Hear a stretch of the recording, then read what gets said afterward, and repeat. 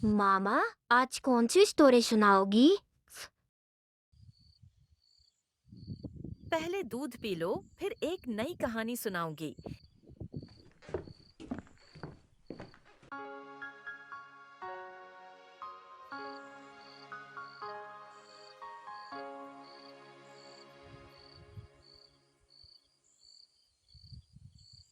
एक दफा का जिक्र है।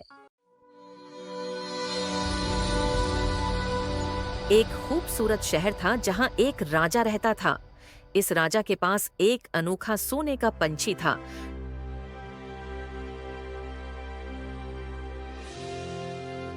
जो रोज एक नायाब इंडा देता था। ये इंडा ऐसा था कि दुनिया की कोई भी बीमारी उससे ठीक हो सकती थी। रात के वक्त उस पंछी को महल के अंदर कैद कर दिया जाता था ताकि कोई उसे चरा न ले। लेकिन एक दिन किसी ने चपके से इस पंछी को चरा लिया। राजा ने अपने छोटे बेटे शहजादा फरहान को बुलाया और कहा, जाओ, मेरा सोना पंछी ढूंढ कर लाओ। फरहान ने अपना सफर शुरू किया।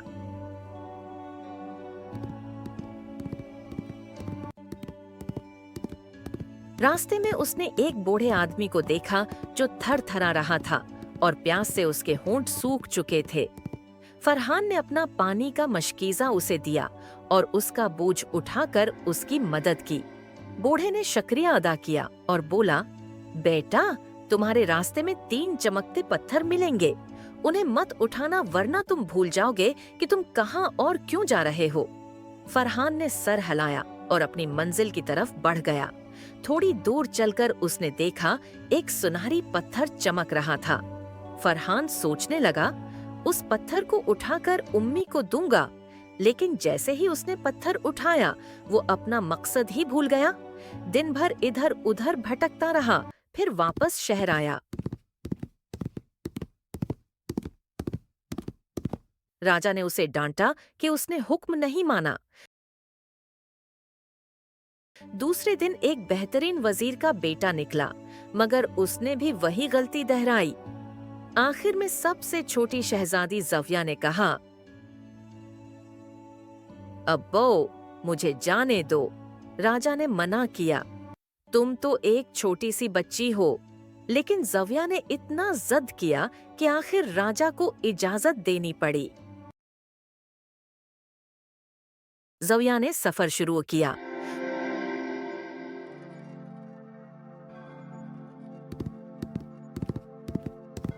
उसने भी रास्ते में वही बूढ़ा आदमी देखा। उसने अपना पानी दिया और उसका बोझ उठाया। बूढ़े ने वही नसीहत दी कि चमकते पत्थर को न उठाए। ज़विया ने सुन लिया और आगे चल दी। थोड़ी दूर जाकर एक चमकता पत्थर देखा, लेकिन उसने बूढ़े की बात याद रखी और उस पत्थर को हाथ तक नहीं लगाया। फिर दूसरा पत्थर दिखा। ज़विया ने फिर नजरअंदाज किया। तीसरा पत्थर भी चमक रहा था, लेकिन ज़विया ने सब्र से काम लिया और अपने रास्ते पर आगे बढ़ती रही। उसने याद रखा कि वो अपने सोना पंछी के लिए जा रही है। आगे चलकर ज़विया ने देखा एक खूबसूरत जादूगरनी रो रही थी। ज़विया ने उससे पूछा, आपको क्या हुआ? जादूगरनी ने दर्द भरी आवाज में कहा, मेरी अपनी बहन ने मुझसे धोखा किया। मुझे हराकर मेरी जादू की छुड़ी छीन ली। ज़विया ने देखा कि जादूगरनी के पांव में गहरा जख्म है और खून बह रहा है। ज़विया ने फौरन अपने बैग से फर्स्ट एड निकाला, जख्म को साफ किया, मरहम लगाया, अपनी दोपटे का पल्लू फाड़कर पट्टी बांधी और अपनी बोतल का आखिरी पानी उसे पिलाया। जादूगरनी हैरान हो गई, बोली, तुमने इतनी इज्जत और इंसानियत दिखाई। सालों से किसी ने मुझे इंसान समझकर नहीं देखा था। उसने अपने गले से एक छोटी सी घंटी उतारी और ज़ोया को दी। जब भी तुम्हें सच्चे दिल से मदद चाहिए, इसे बजाना, तुम्हारी मदद हो जाएगी। ज़विया आगे चली तो देखा एक बड़ी सी दीवार है। दीवार के पीछे उसने देखा कि सोना पंछी कैद है।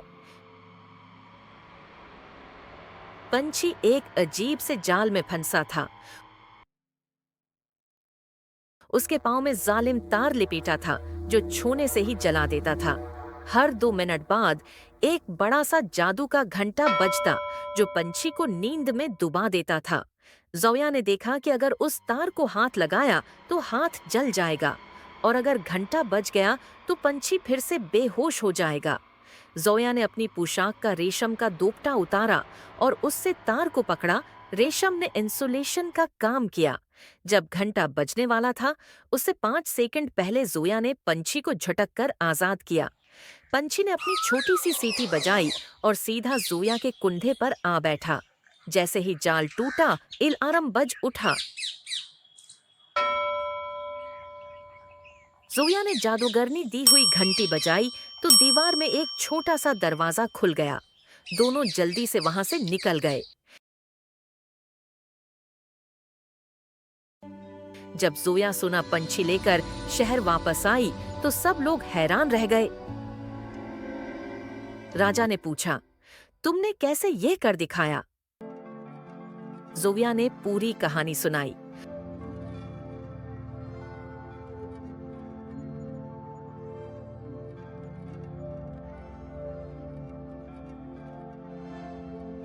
उस दिन के बाद से जोया ने ही राज संभाला और सोना पंछी कभी भी नहीं भागा। सबक: असली जीत उनकी होती है जो छोटी सोच नहीं रखते, लेकिन उनका दिल बड़ा होता है। मामा, बहुत अच्छी कहानी जी। एक और कहानी सुनाओ ना मामा, बहुत अच्छी कहानी थी। मेरे प्यारे बच्चों, आज के लिए इतना ही। अब सो जाओ, सुबह स्कूल भी जाना है।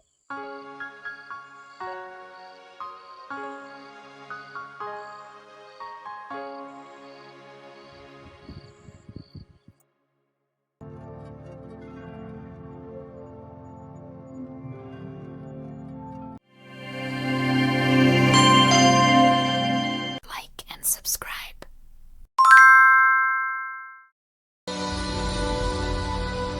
एक खूबसूरत शहर था जहां एक राजा रहता था।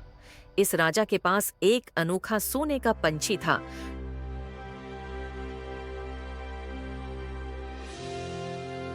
जो रोज एक नायाब इंडा देता था। ये इंडा ऐसा था कि दुनिया की कोई भी बीमारी उससे ठीक हो सकती थी। रात के वक्त उस पंछी को महल के अंदर कैद कर दिया जाता था ताकि कोई उसे चरा न ले। लेकिन एक दिन किसी ने चपके से इस पंछी को चरा लिया। राजा ने अपने छोटे बेटे शहजादा फरहान को बुलाया और कहा, जाओ, मेरा सोना पंछी ढूंढ कर लाओ। फरहान ने अपना सफर शुरू किया।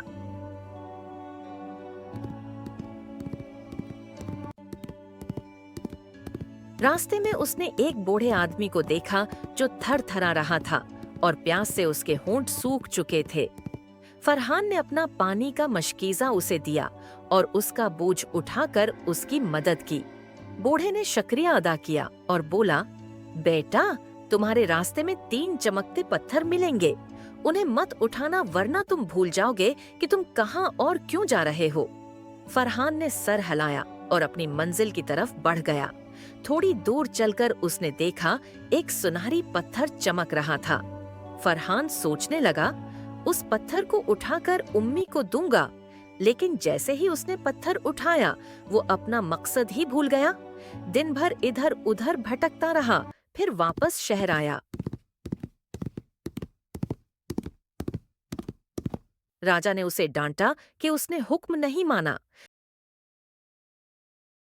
दूसरे दिन एक बेहतरीन वजीर का बेटा निकला, मगर उसने भी वही गलती दोहराई। आखिर में सबसे छोटी शहजादी ज़विया ने कहा, अब्बो, मुझे जाने दो। राजा ने मना किया, तुम तो एक छोटी सी बच्ची हो। लेकिन ज़विया ने इतना जिद किया कि आखिर राजा को इजाजत देनी पड़ी। ज़विया ने सफर शुरू किया।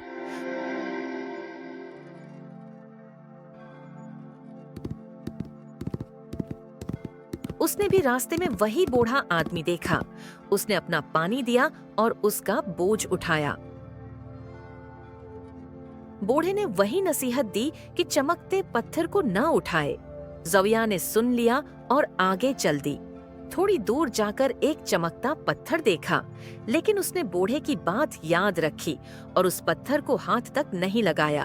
फिर दूसरा पत्थर दिखा, ज़ोया ने फिर नजरअंदाज किया। तीसरा पत्थर भी चमक रहा था, लेकिन ज़ोया ने सब्र से काम लिया और अपने रास्ते पर आगे बढ़ती रही। उसने याद रखा कि वो अपने सोना पंछी के लिए जा रही है। आगे चलकर ज़ोया ने देखा एक खूबसूरत जादूगरनी रो रही थी। ज़ोया ने उससे पूछा, आपको क्या हुआ?